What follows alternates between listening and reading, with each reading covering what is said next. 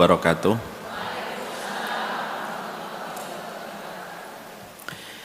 Innal hamdalillah wassalatu wassalamu ala Rasulillah wa ala alihi wa sahbihi wa man tabi'ahum bi ihsan ila yaumil qiyamah. Kepada keluarga besar Masjid Darussalam yang semoga Allah rahmati, kepada seluruh para penuntut ilmu dari para ummahat yang hadir pada Taman Ilmu kesempatan hari ini, yang semoga kita senantiasa pula diberikan keberkahan oleh Allah Subhanahu wa taala.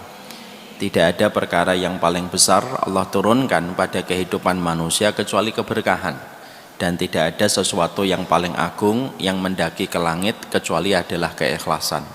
Semoga kita senantiasa mampu memberikan keikhlasan pada hati dan jiwa kita, karena hati dan jiwa yang ikhlas itu menurunkan keberkahan dari sisi Allah Subhanahu wa taala. Salah satu di antara anak tangga kita supaya kita mampu beramal dengan amalan penduduk surga, yaitu adalah ketika kita mendapatkan penjelasan di dalam Al-Quran dan mendapatkan penjelasan dari hadis, keutamaan orang lemah dan miskin dari kalangan kaum muslimin.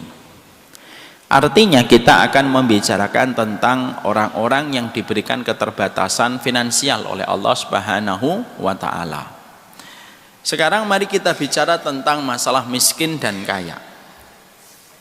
Kita harus paham ini dulu supaya kita jangan sampai pemahaman kita, narasi yang ada di pikiran kita itu sebagaimana narasi materialisme ketika memandang kekayaan dan kemiskinan, ya. Karena sesungguhnya kalangan materialisme memandang kekayaan dan kemiskinan itu sebagai sebuah status hina dan mulia. Itu materialisme, ya. Siapapun yang diberikan kekayaan selalu akan mendapatkan kemuliaan, dan siapapun yang miskin selalu akan mendapatkan kehinaan. Makanya tidak salah kalau kalangan materialisme sangat membenci kemiskinan, dan perkataannya itu apa? Memerangi kemiskinan. Ibu, maaf ya, ibu bisa nggak bayangkan orang bisa berkata, ayo kita perangi kemiskinan. Saya itu geli mendengar kata-kata itu. Kenapa? Kemiskinan itu tidak bisa diperangi. Gimana kamu bisa memerangi salah satu bagian takdir dalam kehidupan manusia?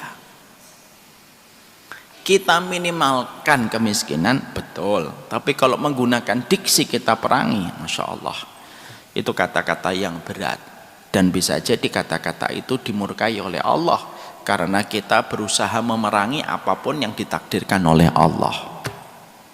Sekarang mari kita bahas tentang masalah kemiskinan, dan supaya kita tahu bagaimana berinteraksi dengan orang miskin, dan sebagaimana pula ketika kemiskinan menimpa kepada kehidupan kita dan kaum muslimin, apa yang harus selalu kita mengerti supaya kemiskinan itu tidak membawa depresi dan frustasi.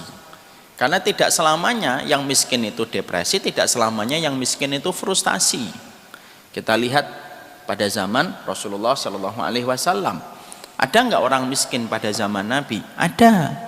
Tapi orang miskin pada zaman Nabi mereka tidak frustasi dan tidak pula mereka depresi.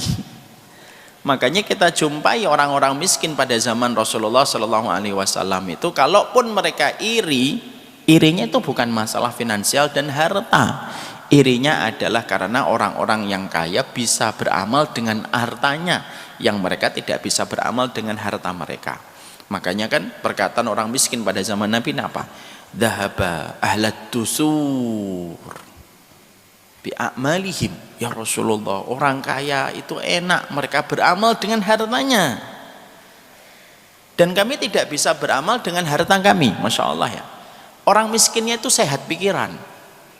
Makanya kemiskinan yang mereka dapatkan tidak menjadikan mereka dengki sama orang kaya dengan fasilitasnya, tapi justru mereka itu ghibthah, dengkinya kepada orang kaya itu karena orang kaya itu banyak beramal dengan hartanya.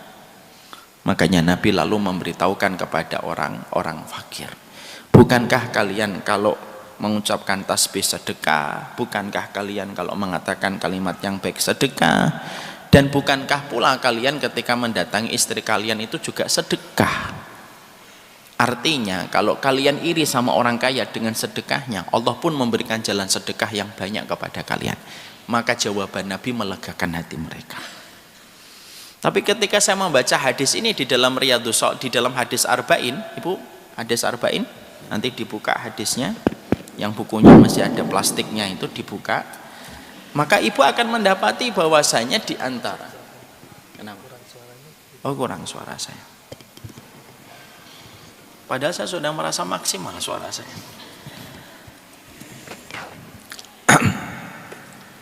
Kedengaran suara saya? Ya, kedengaran.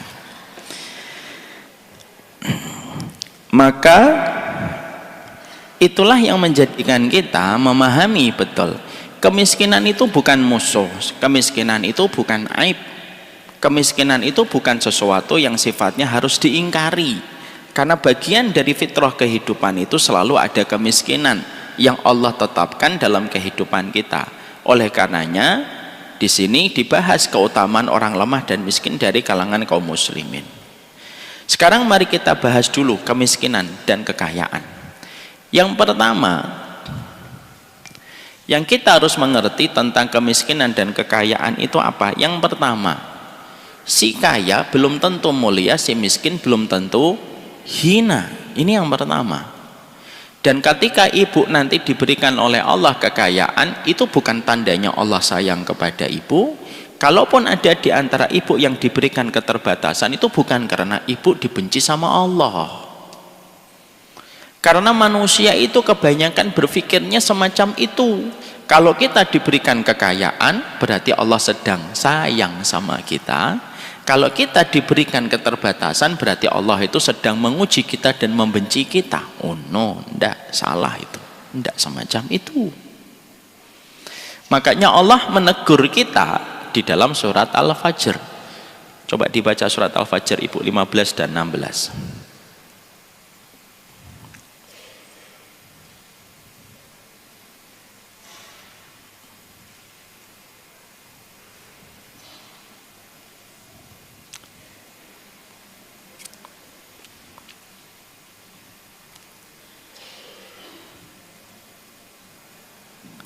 Dan 16. A'udzu billahi minasyaitonir rajim. Maka adapun manusia apabila Tuhan mengujinya lalu memuliakannya dan memberinya kesenangan, maka dia berkata, Tuhanku telah memuliakanku. Ya, kita perhatikan di sini tuh. Fa'amal insanu idza mabtalahu rabbuhu fa akramahu wa na'amahu fa yaqulu rabbi akraman. Manusia itu kalau sedang diuji dengan kenikmatan harta yang begitu berlimpah dan diberikan kenikmatan, manusia itu langsung terburu-buru secara prematur mengatakan Rabbi akroman, Allah sedang sayang ya sama kita. Makanya biasanya ibu kadang-kadang ada sebuah ilustrasi, ada seorang bapak dan ibu duduk di depan rumahnya ngeteh habis asar, lalu melihat mobilnya ada 7, motornya ada 18. Lalu sambil ngetah itu, seorang bapak itu berkata, lihatlah Bu, rumah kita lantai 3, mobil kita 7, motor kita 18. Betapa besarnya Allah itu sedang sayang sama kita. Lalu ibunya mengatakan, iya Pak, kita ini memang lagi disayang betul sama Allah. Dan itu sering keluar dari kita, bahwasanya ketika kita mendapatkan kenikmatan itu kita merasa bahwasanya kita sedang dinaikkan oleh Allah dan dicintai oleh Allah. Sebaliknya ayat ke-16 dibaca ibu, wa amma idza mabtalahu,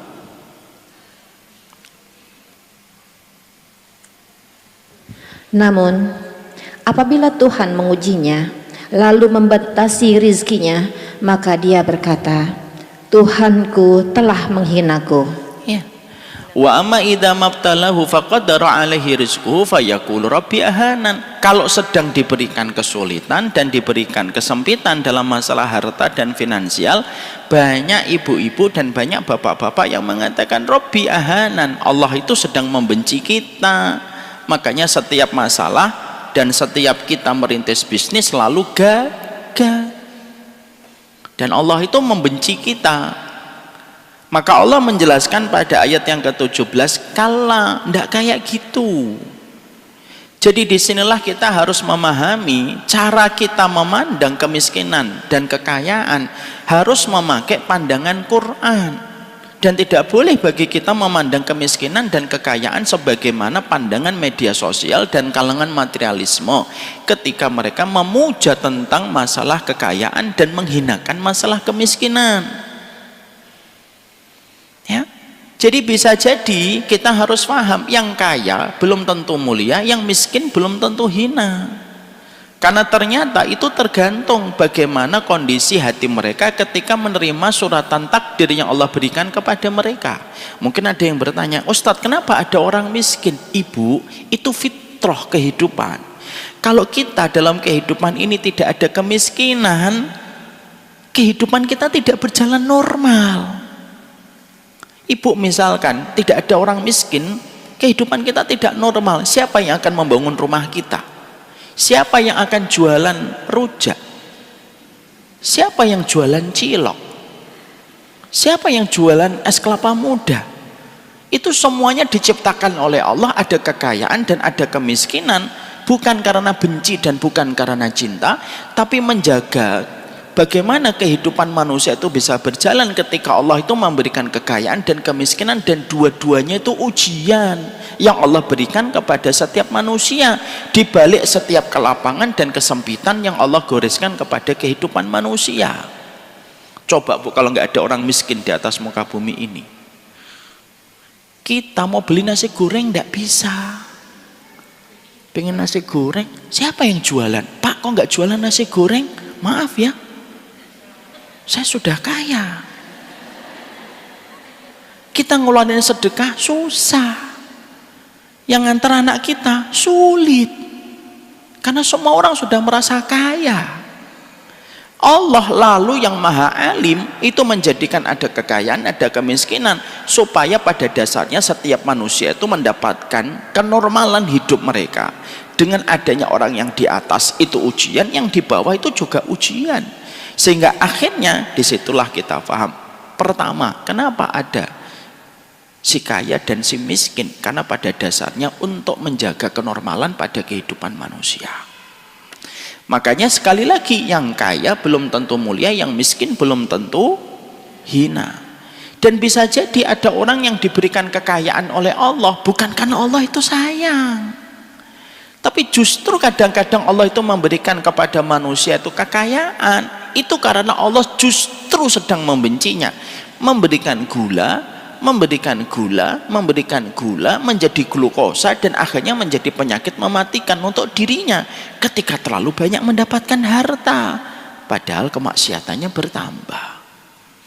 Mari kita buka dalam surat Al-An'am 44. Dibuka surat Al-An'am 44.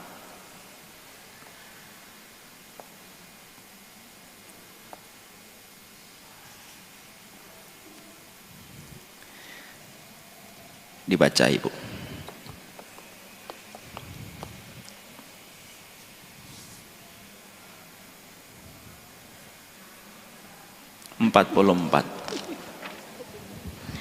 A'udzubillahi minasyaitonirrajim. Maka ketika mereka melupakan peringatan yang telah diberikan kepada mereka. Berhenti dulu, perhatikan. Falamma nasu ma dzukkiru bihi. Kalau ada manusia dia lupa sama Allah, dia bermaksiat, dia melakukan dosa, dia melakukan perkara yang tidak sesuai dengan petunjuk sunnah Nabi, melakukan pelanggaran dalam hidupnya. Perhatikan, kita kan sering mikir gini, wah kalau ada orang bermaksiat pasti miskin, pasti hartanya habis, pasti bisnisnya ludes, pasti dagangannya buntung. Kita selalu mikirnya begitu. Tapi ternyata Allah itu menyampaikan kepada kita sebuah rangkaian yang Allah sampaikan di dalam surat Al-An'am 44. Kalau kami dapati manusia itu sudah lupa peringatan Allah, terlalu banyak kemaksiatannya dibandingkan ketaatan yang dia berikan, apa yang Allah berikan? Teruskan Ibu. Kami pun membukakan semua pintu kesenangan untuk mereka, sehingga ketika mereka bergembira dengan apa yang telah mereka berikan kepada mereka, kami siksa mereka secara tiba-tiba. Maka ketika itu mereka terdiam putus asa. Maka Allah menyampaikan, kalau kami dapati manusia itu sudah lupa peringatan yang kami berikan, yang kami lakukan untuk mereka itu apa? Fatahna alaihim abwaaba kulli syai'in hatta idza farihu bima utu akhadnahum baghtatan fa idahum mublisun. Jadi kalau kami dapati manusia itu sudah melupakan setiap peringatan-peringatan yang kami berikan kepadanya, ini petunjuk Al-Quran, ini petunjuk hadis, lalu dilanggar satu persatu petunjuk yang ada di dalam Al-Quran dan di dalam Al-Hadis, Allah justru menyampaikan fatahna, kami buka abwaaba kulli syai'in, semua kesenangan duniawi kami kasih jor-joran untuk mereka. Hatta idza farihu bima utu, sampai mereka bergembira, mereka berpesta, mereka bersukacita dengan gampangnya mereka mendapatkan harta, mereka terus melupakan Allah. Setiap bertambahnya harta, bertambah jauh mereka dari Allah. Akhadnahum baghtatan fa idahum mublisun, kami cabut nyawa mereka secara tiba-tiba. Mereka terhenyak ketika mempertanggungjawabkan semua harta, di mana harta itu dipakai dalam kemaksiatan. Ini kan jelas, Bu. Ini bukan berarti semua orang kaya berarti dibenci sama Allah. Oh, enggak.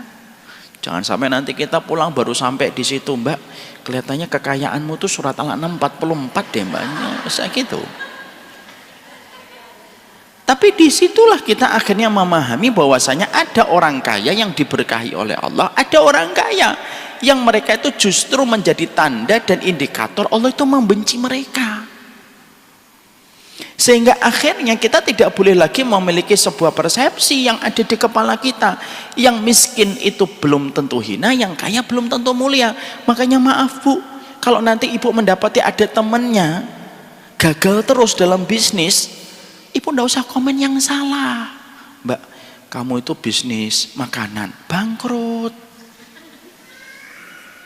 bisnis buah-buahan nggak untung, madu nggak laku gitu.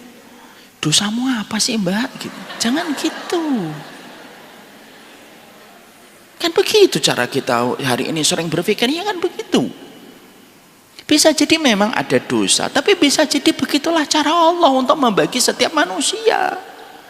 Sehingga akhirnya begitu indahnya kehidupan Islam itu ketika mengatur bahwasanya kekayaan, kemuliaan dan kehinaan itu tidak ditakar dalam masalah harta. Makanya akhirnya terkadang kenapa Allah itu kalau benci sama orang itu malah dikasih harta, Ustaz? Itulah cara yang paling lembut tetapi menohok dan menujam ke dalam hati manusia, yang ketika dia dibenci dijatuhkan dengan cara yang paling lembut. Makanya maaf, Bu, kalau kita sering makan manis, jarang makan pahit, itu kan justru berakibat rusak bagi kehidupan tubuh kita. Kita pagi minum es teh manis, siangan dikit kopi manis, siangan dikit kita makan roti manis, siangan dikit kita martabak manis, malam kita masih minum gula. Gak lama, Bu, gagal ginjal dan akhirnya cuci darah. Kenapa kehidupan orang mukmin itu kadang-kadang saling berganti dengan ujian yang datang pada kehidupan kita? Kadang-kadang diberikan kecukupan, kadang-kadang diberikan kekurangan oleh Allah, supaya kita tidak rusak kualitas kehidupan kita. Ketika kita faham Allah tidak pernah menakar kemuliaan berdasarkan kekayaan dan kemiskinan. Makanya maaf ya, sekali lagi kita mulai bersihkan pandangan kita. Ini juga untuk saya, untuk kita semuanya. Cara kita menghormati orang miskin itu menunjukkan kita faham terhadap sunnah. Ini yang pertama. Yang kedua, kaedahnya kalau kita bicara kemiskinan, Ibu, dan kekayaan, yang kedua, yang kaya belum tentu cukup, yang miskin belum tentu kurang. Karena terkadang yang kaya walaupun volumenya bertambah, tetapi ternyata belum tentu cukup. Yang miskin belum tentu kurang. Kalau dalam teori makro dan teori mikro itu selalu dibahas, yang miskin pasti kurang, yang kaya dan surplus pasti berlebih. Belum tentu juga, karena sesungguhnya kecukupan itu hak prerogatifnya Allah. Allah memberikan kecukupan kepada hamba yang Allah kehendaki. Salah satunya orang yang jujur mengejar kecukupan. Kenapa hari ini tempat pekerjaan itu banyak maksiatnya? Karena yang dikejar volume, Bu. Ketika yang dikejar itu volume, apa yang didapat itu tidak mencukupi, akan terasa kurang, dan kemaksiatan itu terasa genit menggoda setiap orang ketika mereka bekerja, bukan untuk mengejar kecukupan. Makanya akhirnya kita sedih mendapati satu fenomena pahit yang hari ini hangat. Suasana kantor dan tempat kantor itu menjadi tempat paling subur terjadinya perselingkuhan. Kenapa? Karena yang dikejar itu bukan kecukupan. Kalau yang dikejar bukan kecukupan, siapa yang paling dikorbankan? Istri akan dikorbankan. Siapa yang akan dikorbankan? Anak yang akan dikorbankan. Akhirnya setiap laki-laki ketika dia keluar, dia takut miskin, lalu yang dikejar itu volume, dan yang dikejar itu kuantitas, bukan masalah kecukupan dan keberkahan kualitas dari yang didapatkan. Istrinya pasti akan sedih dan anaknya yang menjadi korban. Kelingking kaki anaknya nggak pernah nempel dengan kelingking kaki bapaknya, karena bapaknya tidak pernah ngajak ke sekolah, tidak pernah ngajak ke masjid. Kalau orang itu sudah mengejar volume, siapa yang jadi korban? Agama. Agama tidak pernah menjadi perhatian dirinya. Bicara Palestina, lah bicara Palestina, masalah kerjaan aja banyak mikirin Palestina. Dan dia tidak akan pernah memikirkan itu. Ada taklim Pak, taklim, Masya Allah, salam aja buat Ustadz gitu. Karena apa? Karena orang yang mengejar volume itu akan diperbudak dengan volume yang dia kejar, dan akhirnya dia tidak akan pernah mendapatkan kecukupan. Kenapa? Ya karena dia berangkat dari titik startnya itu sudah bukan karena kecukupan. Padahal demi Allah, semenjak kita semakin tua, semakin kita sadar yang paling kita butuhkan itu bukan lagi volume, tapi yang paling kita butuhkan itu kecukupan. Bisa jadi ada orang 10 juta, 20 juta, dia pulang ke rumah, belum tentu cukup kalau Allah tidak menghendaki. Kalau Allah tidak menghendaki 20 juta itu cukup, nggak akan cukup. Benar ya Allah, dia nggak ada cukup itu. Istrinya akan menerima kurang, anaknya akan menerima kurang. Kenapa? Anaknya kalau tidak meminta mainan yang mahal, dia tidak akan terima itu dari bapaknya. Akhirnya 20 juta itu terasa kurang. Tapi bisa jadi ada orang di Cikarang gaji UMR 3,5 sampai 4 juta. Tapi karena Allah menghendaki itu cukup. Istrinya ketika dapat ini gajinya bulan ini 4 juta, dicium tangan suaminya, diucapkan terima kasih jazakallah khair sudah membagi harta dan rezekinya untuk kami. Anaknya dilembutkan oleh Allah, dijadikan anaknya tidak pernah minta lebih sama bapaknya. Setiap akan ngelewatin toko mainan, bapaknya ngomong sama anaknya, "Nak, bulanan ini bapak belum banyak, ndak usah minta mainan ya, lihat aja boleh, tapi ndak usah lihat." Anaknya dengan begitu lembutnya ditundukkan hatinya oleh Allah. Anaknya berkata, "Iya Pak, ngelihat toko mainan, ngeliatin aja ya Pak." "Iya, ngeliatin aja." Itu namanya kecukupan yang diatur oleh Allah. Ibu pernah nggak dalam posisi jadi anak nggak tega minta sama orang tua? Pernah dalam posisi kayak gitu? Saya ini termasuk satu anak yang nggak pernah tega minta sama orang tua. Saya nggak pernah tega minta sama orang tua. Ya memang begitu. Kalau saya ditanya, "Kenapa Ustadz dari dulu kok nggak minta?" Saya dulu kalau dipanggil teman-teman saya, "Minta, kenapa kamu nggak minta sama bapakmu?" Nggak tega. Siapa yang menjadikan saya nggak tega minta kepada bapak saya? Allah yang menggerakkan hati saya. Ada anak ibu ketika harusnya tanggal 30 dia beli mainan, lalu kita ngomong sama istri kita pas kedengeran sama anak kita, "Gimana bulan ini? Bulan ini agak banyak ya Bi, gini. Anak kita mendengar, besoknya jatahnya dia beli mainan, dia bilang sama bapaknya, "Bi, bulan ini nggak usah beli mainan, nggak apa-apa. Mainan yang kemarin masih bagus." Siapa yang menggerakkan hatinya? Kita. Enggak, yang menggerakkan Allah, Bu. Jadi kecukupan itu miliknya Allah. Mana dalilnya? Fahuwa hasbuh. Hasbuh itu ada dhamir. Dhamir itu kembalinya, kata gantinya kembalinya kepada Allah. Makanya perkara yang terkadang hilang dalam dunia pekerjaan hari ini itu apa? Kita ini bekerja yang kita cari apa sih sebenarnya? Kalau yang kita cari volume, tidak akan ada kata volume yang bisa memuaskan kita. Tapi kalau yang kita cari adalah kecukupan, kecukupan itu milik hamba yang Allah kehendaki. Bisa jadi yang miskin cukup, bisa jadi yang kaya raya belum tentu cukup. Maaf ya Bu, apakah orang yang punya tabungan 1 triliun itu pasti cukup? Belum tentu. Walaupun ibu mikir, waduh kalau saya punya 1 triliun, gitu. Ibu mikirnya begitu. Itu karena ibu belum dapat aja. Coba kalau dapat 1 triliun, kalau kita tidak dekat dengan Allah, 1 triliun minta 2 triliun. Makanya dulu saya pernah bicara dengan bapak saya. Ingat gak dulu, saya pernah nyampaikan juga di sini. Ingat gak dulu ketika kita tahu ada salah satu koruptor besar namanya Edi Tansil? Tahu? Tahu.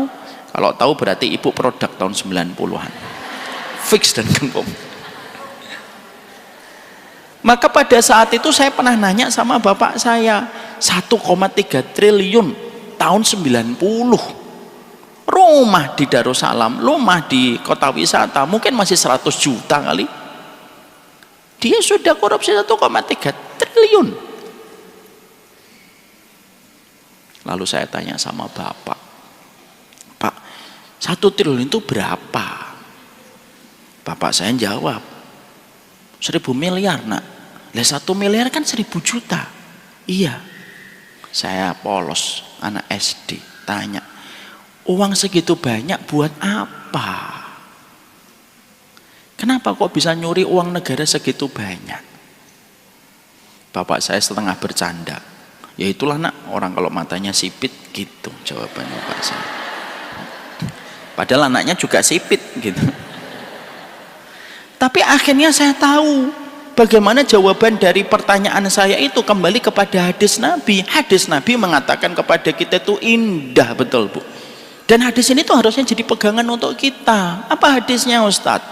Hadisnya itu ketika Rasulullah mengatakan, man kana hamuhud dunya ja'alallahu faqrahu baina ainaihi wa farraqa alaihi syamlahu wa lam yatihi dunya ila ma qaddara lahu. Jawabannya disampaikan Nabi 1400 tahun lalu. Apa jawaban dari Nabi? Siapapun manusia yang hidupnya, yang dia pikir itu dunia terus, Allah kasih hukuman 3. 1, ja'alallahu faqrahu baina ainaihi, dijadikan kacamata kefakiran tepat di pelupuk matanya. Kacamata kefakiran itu gimana Ustaz? Ngelihat tidak pernah merasa cukup. Itu namanya bahasa Nabi itu indah. Ja'alallahu faqrahu baina ainaihi. Dia dijadikan penglihatannya itu terasa kurang terhadap segala apapun yang dia pandang. Akhirnya banyak orang yang terkadang sudah mengumpulkan 1 triliun, 2 triliun, 3 triliun, tapi masih bernafsu untuk mengumpulkan. Itulah hukuman dari Allah. Siapa orang yang paling tersiksa dalam kehidupan kita, Bu? Bukan orang miskin. Orang yang paling tersiksa itu orang yang tidak pernah puas dengan keinginan. Siapa orang yang paling tersiksa dalam diet? Orang yang masih ingin makan. Itu pasti tersiksa. Makanya Allah menyiksa hatinya, dijadikan kacamata kefakiran itu tepat di kelopok matanya. Selesai? Belum. Wa farraqa alaihi syamlahu, kata Nabi. Dipecah belah, semua urusannya itu dipecah belah sama Allah. Makanya terkadang ada orang mendapatkan kekayaan, apa? Tumbalnya. Tumbalnya dia dengan anak nggak deket. Ada orang yang terkadang mendapatkan kekayaan, bagaimana dia bisa terlibat dengan perselingkuhan. Ada orang mendapatkan kekayaan, terkadang istrinya menjauh dan ternyata sudah mendambakan cinta laki-laki lain. Itu namanya wa farraqa alaihi syamlahu. Allah yang memecah belah urusannya. Sehingga semua harta itu tidak lagi bisa memuaskan dirinya. Selesai nomor 2? Belum. Nomor 3. Walam ya'tihi dunya ila ma qaddara lahu. Dia mendapatkan dunia sebatas dunia tapi tidak ada keberkahannya. Coba. Kan akhirnya bingung. Makanya akhirnya yang kita kejar itu adalah kecukupan. Lah kecukupan itu milik siapapun. Bisa milik orang kaya, bisa orang miskin. Kalau dia betul-betul tahu bagaimana ketika menerjemahkan bagaimana kecukupan dalam kehidupan. Makanya ketika kita melepaskan suami kita, ketika pergi dari rumah kita, Bang, kejarlah kecukupan. Karena kalau kamu mengejar kecukupan, kamu akan dijaga oleh Allah. Tapi kalau yang kamu kejar itu adalah gajimu yang terus naik, demi Allah, sampai berapapun gajimu tidak akan pernah ada kata cukup untuk kita. Mari kita membaca surat At-Tolak ayat yang ketiga, Bang, sebelum kita berangkat ke kantor kita. Sederhana, simple, tapi terkadang justru kita abaikan. Ya, jangan ngejar volume. Datang, disyukuri volume itu. Bukan berarti ibu lalu akhirnya meminta volumenya kurang. Enggak juga. Ya Allah, gaji suami saya 30 juta, ya Allah, kurangi ya Allah 5 juta aja. Enggak usah. Tapi jangan pernah kemudian kita menetapkan bahwasanya yang kita kejar dalam kehidupan kita itu volume. Itu yang kedua. Yang ketiga, yang kita harus pahami tentang masalah kemiskinan dan kekayaan. Maka sesungguhnya orang yang dikayakan itu dengan hikmah, orang yang dimiskinkan itu pun dengan hikmah oleh Allah. Itu kata Rasulullah. Baginda Nabi Shallallahu Alaihi Wasallam itu mengatakan kepada kita, ada orang yang dikayakan oleh Allah, yang apabila dia miskin maka dia akan kufur kepada Allah, maka Allah kayakan dia. Ada orang dimiskinkan oleh Allah bukan karena Allah salah, tapi orang ini kalau dikayakan dia akan kufur kepada Allah. Maka begitulah aku, kata Allah, menetapkan kemiskinan dan kekayaan yang berlaku pada kehidupan manusia. Takdirnya Allah itu tetap, dan takaran Allah itu tidak pernah takaran Allah itu salah. Makanya Allah juga menyampaikan pada ayat yang ketiga surat At-Tolak yang tadi awalnya kita baca, qad ja'alallahu likulli syai'in qadra. Ibu tadi buka kembali surat At-Tolak ayat yang ketiga.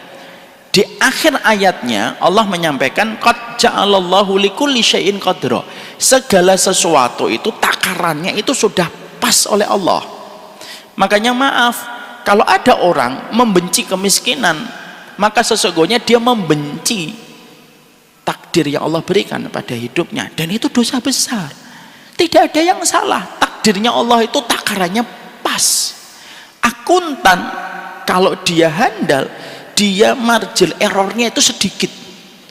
Allah itu jauh melebihi kemampuan makhluknya. Setiap takaran Allah itu tidak ada yang salah. Ada orang yang memang kata Allah, ada orang yang aku kayakan, karena kalau dia miskin dia kufur. Dan ada orang yang aku miskinkan, karena kalau dia kaya dia kufur kepada Allah.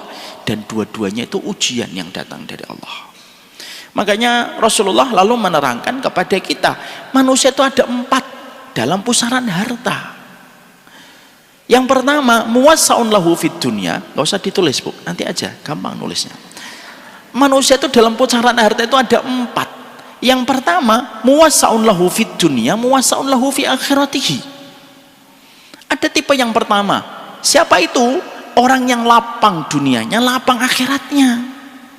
Akhiratnya bagus, dunianya juga dimudahkan oleh Allah. Ada kan orang-orang yang dimudahkan oleh Allah, yang ketika dia berdagang baru pasang iklan, nggak sampai 1 jam iklannya kebeli sama orang. Ada orang yang kayak gitu, Bu, lapang dunianya, lapang akhiratnya.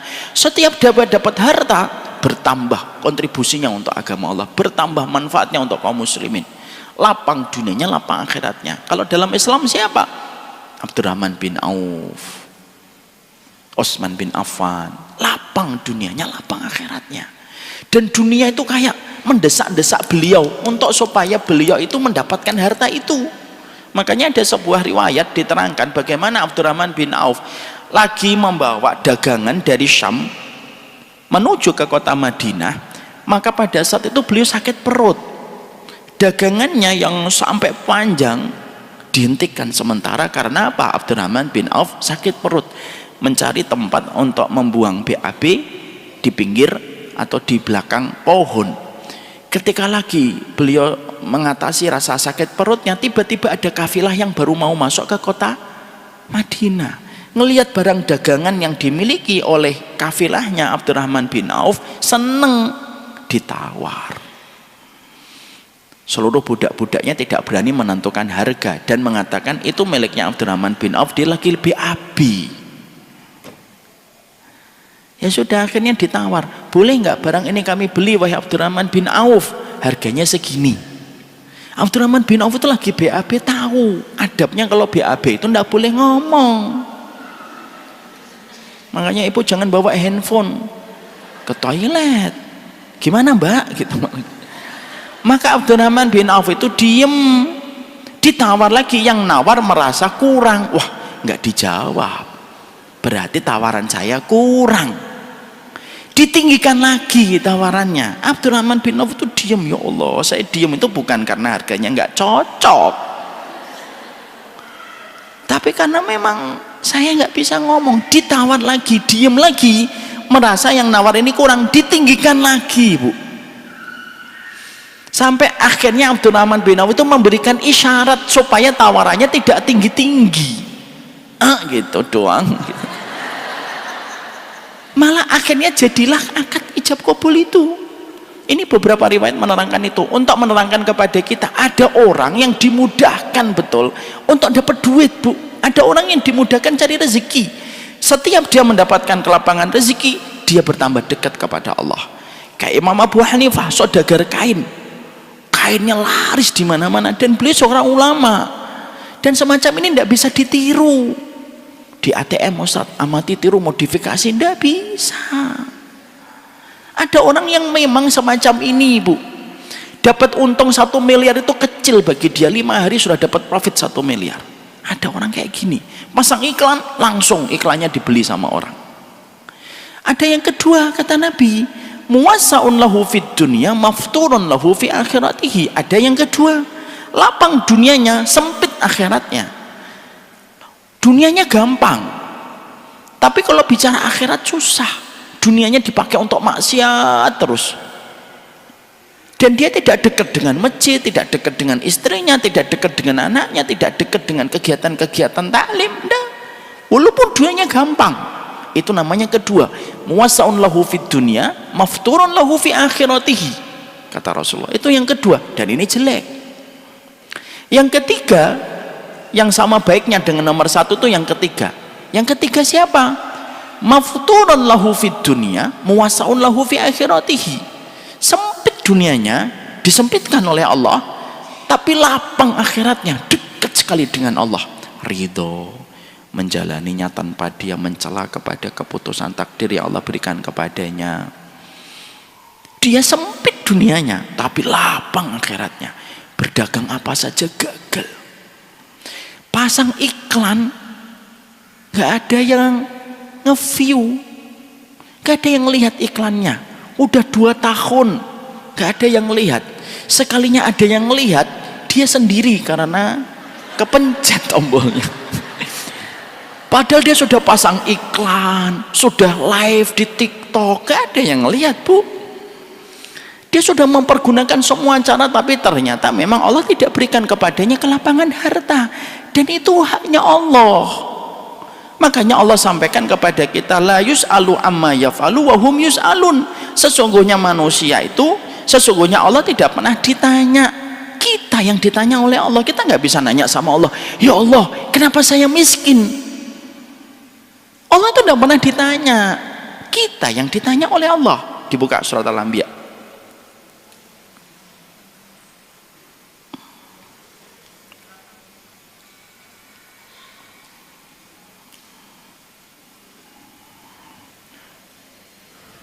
Ayat berapa, Ustaz? Al-Anbiya surat ayat yang ke-23. A'udzubillahi minasyaitonirrajim. Dia Allah tidak ditanya tentang apa yang dikerjakan, tetapi merekalah yang akan ditanya. Nah, jadi Allah menegaskan di dalam surat Al-Anbiya 23, Allah itu tidak pernah ditanya, Bu, kenapa? Kenapa ya Allah saya miskin? Enggak, Allah tidak pernah ditanya tentang apa yang Allah perbuat, karena apapun yang Allah perbuat itu tidak pernah salah dan tidak ada khilaf sedikit pun. Kita manusia yang nanti ditanya. Makanya ada yang ketiga, orang yang disempitkan rezekinya tetapi dilapangkan akhiratnya. Makanya bagi orang yang betul-betul dekat dengan akhirat, kemiskinan dan kekayaan itu sama di depan orang yang sudah jatuh cinta kepada akhirat.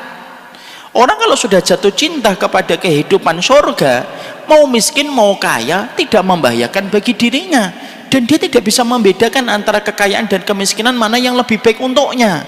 Kalau dia kaya, dia pergunakan kekayaan untuk memberi manfaat dan tidak pernah menjadi sombong dengan kekayaannya. Kalau dia menjadi orang yang miskin, maka dia menggunakan ridhonya sebagai perahu menuju kepada rahmatnya Allah. Dan ada yang ketiga ini.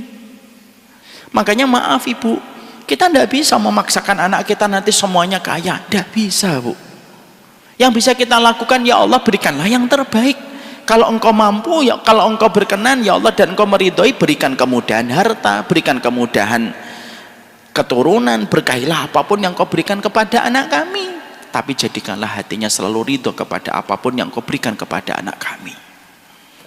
Dan salah satu kesiapan kita ketika menjadi orang tua, kita harus siap dengan nasib yang akan dijalani sama anak kita. Dan jangan pernah kita menganggap bahwasanya anak kita yang kaya berarti berkah, anak kita yang kurang kaya berarti tidak berkah. Kadang-kadang banyak orang tua itu kalau sedang ngomong sama anak nomor satu, karena nomor satu mungkin kaya raya, kita suka ngomong, Masya Allah nak, hidupmu berkah ya.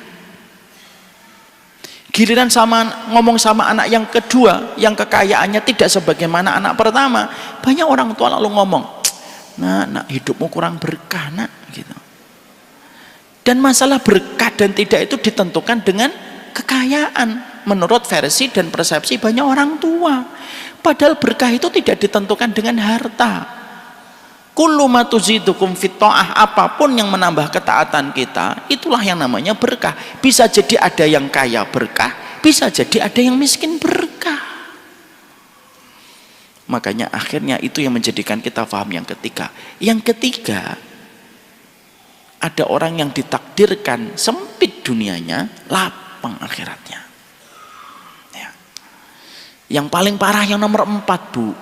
Nomor 4 kata Nabi itu apa? Mafturun lahu fid dunya, mafturun lahu fi akhiratihi. Yang paling parah yang keempat, miskin dunianya, miskin akhiratnya. Kalau ibarat kata sombong, sudah miskin sombong. Ini yang keempat. Sehingga akhirnya dia menjadi orang yang sempit dunianya, sempit akhiratnya. Dan ini seburuk-buruk kaum di atas muka bumi. Maka inilah yang menjadikan kita memahami poin yang ketiga. Poin yang ketiga yang kita pahami tentang kemiskinan itu apa? Sesungguhnya kemiskinan itu karena proses takdir, kekayaan pun proses takdir. Dua-duanya merupakan ujian. Dan sesungguhnya maaf, terkadang ujian kelapangan itu lebih berat dipertanggungjawabkan daripada ujian kesempitan yang harus dipertanggungjawabkan pula di hadapan Allah. Makanya maaf ya, banyak anak sekarang itu parenting itu sering berkata di seminar-seminar. Saya pernah mengikuti beberapa parenting itu mengatakan begini dalam seminarnya, Bapak, Ibu, Papa, Mama, kita harus mulai tinggalkan metode kita mendidik anak kita itu dengan fasilitas. Jangan gampang diganti tasnya, jangan gampang dibelikan sepatunya. Biarkan dia menikmati tasnya sampai rusak, baru dibelikan tas baru. Biarkan sepatunya rusak dulu, baru kita belikan sepatu baru. Parenting itu berkata, kenapa? Karena sesungguhnya anak yang dibesarkan dengan fasilitas dan finansial, nanti kita akan menghadapi ujiannya kepada anak itu sangatlah berat dibandingkan dengan anak yang dibiasakan dengan keterbatasan. Walaupun kita menjadi orang tua punya kemampuan membelikan apapun untuk dia. Ini yang ngomong parenting bu. Sama bu dengan kita. Kenapa Allah itu terkadang menguji kita dengan kegagalan, merintis bisnis tidak kunjung sukses. Ya karena pada dasarnya Allah ingin memberikan ketahanan iman kepada kita, supaya terus kita berdoa dan berharap kepada Allah. Jadi ada 3 perkara yang kita harus pahami tentang kemiskinan dan kekayaan. Yang kaya belum tentu mulia, yang miskin belum tentu hina. Yang kedua, yang kaya belum tentu cukup, yang miskin belum tentu kurang. Yang ketiga, Kekayaan ditakdirkan oleh Allah, kemiskinan pun ditakdirkan oleh Allah. Dan manusia terbagi menjadi 4 kelompok dalam kehidupan manusia di dalam masalah harta. Ada yang kaya hartanya, lapang akhiratnya. Ada yang lapang dunianya, sempit akhiratnya.